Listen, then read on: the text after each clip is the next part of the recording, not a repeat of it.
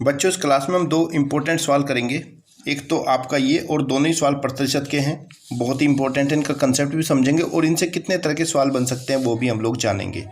तो चलिए शुरू करते हैं। पहला सवाल, एक दूध विक्रेता ये दावा करता है कि वह दूध को केवल लागत कीमत पर ही बेच रहा है, मतलब जितने का खरीदा उतने का ही बेच रहा है, किंतु उसे तब भी 20% का लाभ हो रहा है। भाई लाभ क्यों हो रहा है? क्योंकि उसने दूध में कुछ मात्रा में पानी मिलाया है। तो इस मिश्रण में हमें बताना है कि दूध कितना प्रतिशत होगा। तो इस तरह के सवाल को हम प्रतिशत से शुरू करते हैं। यहाँ पे लाभ प्रतिशत 20% है, तो इस 20% को आपको क्या करना है? भिन्न में बदल लेना है। प्रतिशत को भिन्न में बदलते हैं तो प्रतिशत को हटा देते हैं और यहाँ पे नीचे 100 लगा देते हैं। इसको हल करेंगे, 20 × 20, 20 × 5 100, ये हो गया आपका 1/5। इसका मतलब क्या हुआ? देखो, ये जो 1/5 है, अंश और हर है, हर वाली वैल्यू हमेशा कंप्लीट होती है, यानी कि जो टोटल वो लेकर आया है 5 लीटर दूध लेकर आया है, और 5 लीटर दूध बेचने पर उसको 1 लीटर के बराबर मुनाफा हो जाता है, 1 लीटर के बराबर उसको लाभ होता है। इसका मतलब क्या हुआ कि भाई उसने कुछ पानी मिलाया था तभी तो उसका लाभ हुआ। तो यानी कि उसने जो यहाँ पे पानी मिलाया, वाटर मिलाया, वो 1 लीटर पानी मिलाया, तो उसके पास कुल जो मिश्रण इकट्ठा हुआ है वो मिश्रण कितना हुआ? 5 लीटर तो दूध वो लेकर आया था जो कि उसने बेच ही दिया, लेकिन उस 5 लीटर पे 1 लीटर का उसको फायदा हुआ है।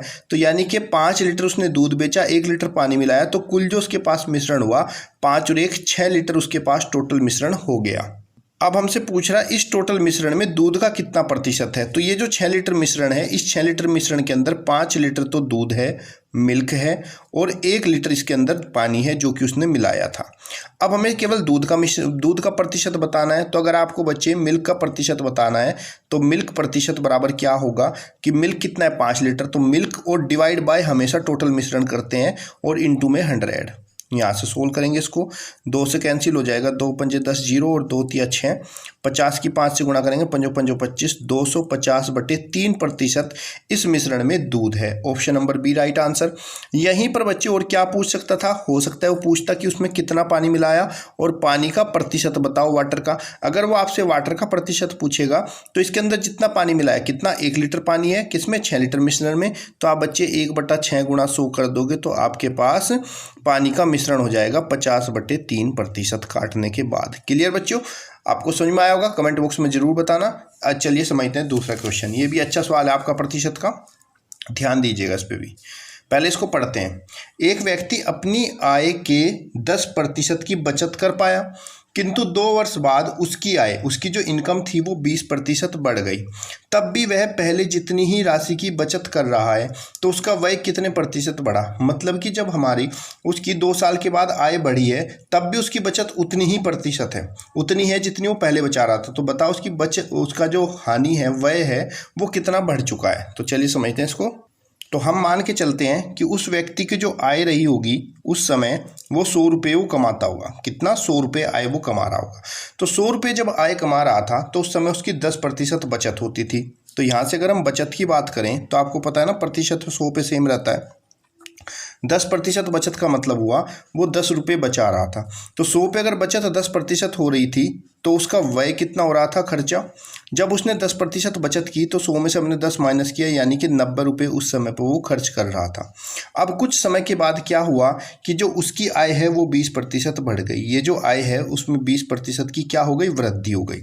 तो 100 का 20% हम निकालेंगे तो 100 का 20% 20 होगा। तो अगर बढ़ रही है तो 100 का 20% हम बढ़ा हुआ लिखेंगे 120, यानी कि उसकी जो आय है अब वो 120 हो गई। लेकिन उसकी जो बचत है वो पहले जितनी राशि ही बचा रहा है, यानी कि 120 पर अब जो यहाँ पे ये बचत कर रहा है बंदा, अब भी 10 रुपये की ही बचत कर रहा है, यानी कि 120 में से 10 रुपये ये बचा रहा है। तो खर्च कितने कर रहा होगा? तो अब जो इसका खर्च है, 120 रुपये कमा रहा है, 10 रुपये खर्च किया, तो 120 में से हम 10 माइनस करेंगे तो अब ये जो बंदा है वो 110 रुपये खर्च कर रहा है। हमें बताना है इसके खर्च का प्रतिशत कितना बढ़ा। तो पहले बच्चे 90 रुपये खर्च करता था, अब ये 110, तो बढ़ा हुआ खर्च। अब ये जो खर्च है कितना बढ़ रहा है? 110 अब खर्च कर रहा है, पहले 90 कर रहा था। तो यहाँ पे 11 में से 9 गया 2, तो यहाँ पे जो है 20 रुपये अब ये पहले से ज़्यादा खर्च कर रहा है। अब हमें तो ये बताना है बढ़े हुए खर्च का प्रतिशत क्या है। तो बढ़ा हुआ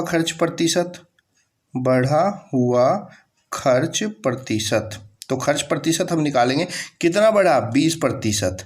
किस पर जब भी हम कम या ज़्यादा प्रतिशत निकालते हैं तो प्रारंभिक खर्च पे, तो 20% बढ़ा किस पर, 90 पर, तो डिवाइड बाय 90 और इंटू 100, 0 से 0 कैंसिल हुआ। यहाँ पे हो गया हमारा 100 दूनी 20,200, 200 डिवाइड बाय 9, तो 200/9% खर्च इसका बढ़ गया। चलिए चेक करते हैं, ऑप्शन तो सारे ऐसे ही हैं, तो हम इन सब ऑप्शन को उसमें बदल लेते हैं।